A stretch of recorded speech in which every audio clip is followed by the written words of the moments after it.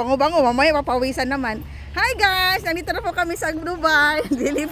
Maglilipat na kami ng bahay. Ang ingay-ingay. Ganyan ba maglipat? Ate, ito yung baso ni Kato. Yung sa Oo. Kinuha mo si Lalim? Oo, nakita Oo. Tago mo yan kay Pa. Gusto mo lagyan natin ng pangalan? Yan guys, so maglilipat na sila guys. Oh. Yes. Iniwan niya na ako.